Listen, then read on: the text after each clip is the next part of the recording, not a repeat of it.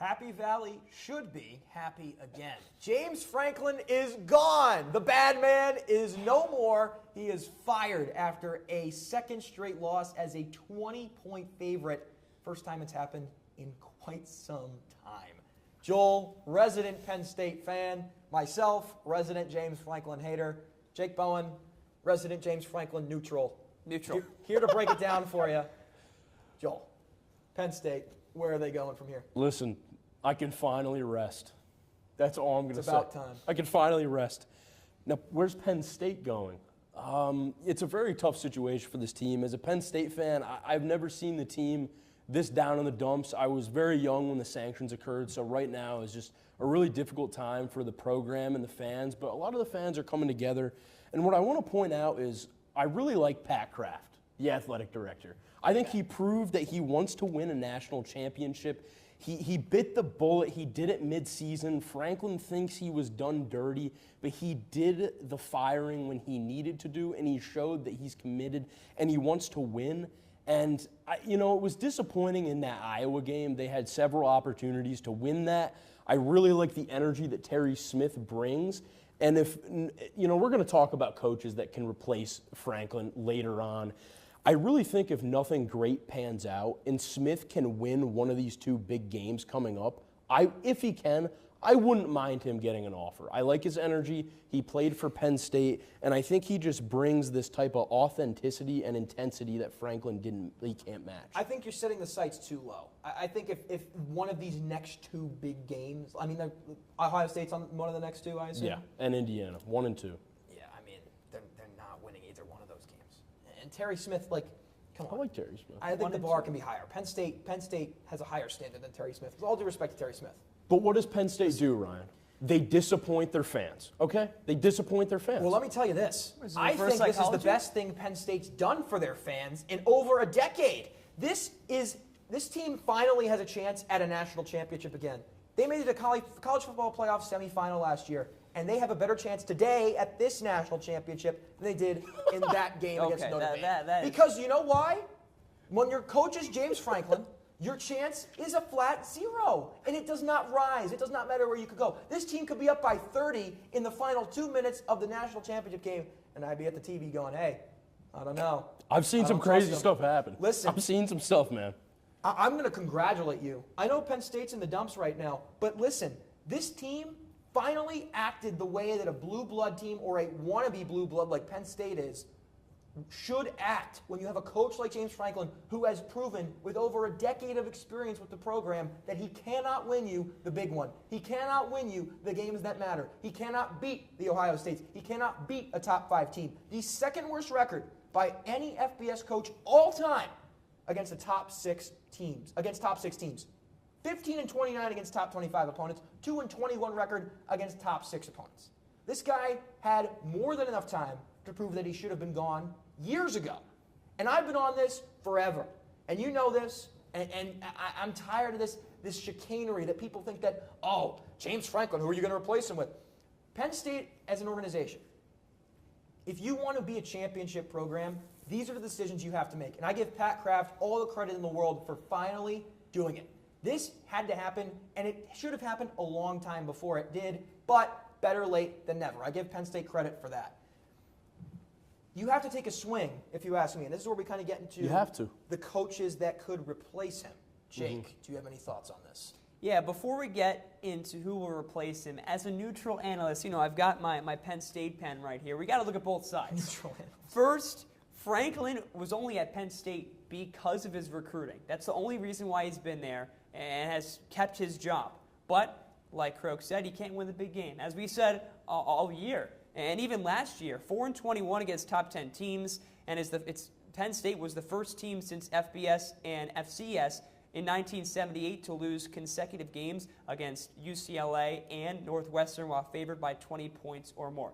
Now, you mentioned some possible head coaching candidates. I've got 2 for you. The first one is Manny Diaz. His second season with the Blue Devils, he has ties to Penn State. He was a defensive coordinator in 2022 and 2023, and he's really changed this Duke team around. 9-4 in his first season at the helm. He's 4-3, a slower start this year, but I think he's going to end the season 8-4. And the other guy I got is Chucky, John Gruden. Yes, maybe it's kind of an unexpected hire and someone that could shock the college football world. But listen, he deserves another chance. He's one of the best college football, or one of the best football minds. Yeah, no experience in college football. The game's ever seen. He's been experienced in the NFL. He's won a Super Bowl, Joel. James Franklin has won. Belichick's won 6 of them. He's won 8 of them in his career. And what has he done at UNC? Nothing. My problem with Gruden, I think Gruden's energy as a pro, but his headlines, what Gruden brings in the press that goes beyond the field. And we've seen this with Belichick at UNC. Now, Gruden's headlines are a little bit older. They're a little bit better, or they're a little bit worse than Belichick's, in my eyes. But they're a little bit older. So there is that aspect. However, Gruden and Belichick, the one thing they have in common, besides the fact that they're both former NFL guys, they bring negative press. They bring interested parties that are interested in the story for completely non-football related reasons. And that, I think, is something that Penn State can't afford. And I think that college programs in general can afford it. Belichick's UNC tenure has been a disaster. And I'm not saying that Gruden would be as bad. I think he'd be much better. But with all due respect, John Gruden is not what Penn State needs. It's just not. They don't need that negative press. This is a program that had a terrible situation, and then they ended up, give credit to Franklin, he built them back up. Absolutely. And, but John Gruden is not what they need to replace him with. It's just not. Yeah, I completely agree, and I have 2 main things for this. You said take a big swing, and as this blue blood, wannabe blue blood, whatever you want to call this program, I disagree, but that's a different conversation. If they want to win, there's 2 things. First of all, do not hire Matt Rule. Amen. I like to call him Franklin Light. I think he's most likely. I don't care if he's likable. I disagree. I think Franklin's a better coach. He is 5-12 in 1-score games at Nebraska. We're not talking ranked teams. We're talking 1-score games. He is Franklin, but worse. And my second point, I know it's unrealistic, all 3 of these guys. If you're Pat Kraft, I said it was unrealistic. You have to send a blank check to Kurt Cignetti, Marcus Freeman, and Nick Saban. You have to.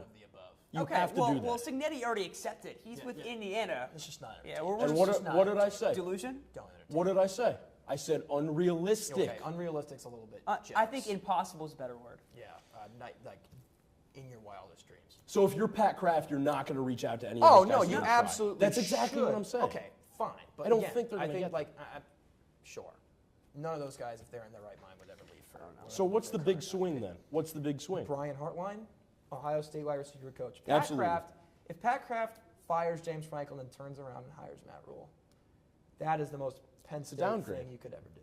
It's a downgrade. It's the worst. That is disaster. That turns James Franklin. I will come on here and advocate for James Franklin if they hire him. I'd want him back. It's unfortunate that he is the favorite for the position, particularly because of his past ties to Pat Kraft. But Matt Rule is a proven loser at Nebraska. I know they're having a solid season, but they don't compete against great teams. And Matt Rule would not do a good job at Penn State. I don't think anybody on this panel disagrees with that. Cool. Look at that. Some agreement between the 3 of us. It's a rare thing. But Brian Hartline, Ohio State wide receiver coach, talk about recruiting. This guy knows what he's doing at that position. And I'll add this. Knows how to win. Been a part of a championship program. Probably the favorites to win this year's national championship. Probably the best team in college football. Yeah, the best team in college football right now. I mean, what more can you want? This is a move that a champion program makes. You take a swing on the guy who hasn't had the chance, but I like what Brian Hartline brings to the table more than any of the other rumored names. Mm-hmm. Manny Diaz, Matt Rule, Kenny Dillingham I know has popped up. Some of the other guys. Brian Hartline is the type of risk that I am looking for Penn State to take. Pat Kraft, you did half the battle. Now go out there and finish it. Bring in Hartline, bring in a similar tier guy, a guy who maybe hasn't had an opportunity but has the potential to bring in a championship. That's what the goal is. You can't take a guy who's got a low ceiling and high floor. You have to do the exact opposite. You need a high ceiling. It doesn't matter how low the floor is. Pick the guy with the highest ceiling and see what happens. What can you lose? Well, Penn State waited over 10 years to fire Franklin, so the odds of them getting a good coach in their eyes may be slim because it took them that long to fire Franklin. They very likely to make another mistake. I think it's hard to fire Franklin when he consistently has double-digit win seasons. I don't think they were actively looking for a guy before But now. the Big Ten, Brian like, Hartline needs to be the guy. 8 of those wins in a 10-win season are against Big Ten teams that you're favored by 15 or more points to beat. Again, what I'm saying is that it's absolutely possible they could lose more games without Franklin and with them, even if they get Hartline.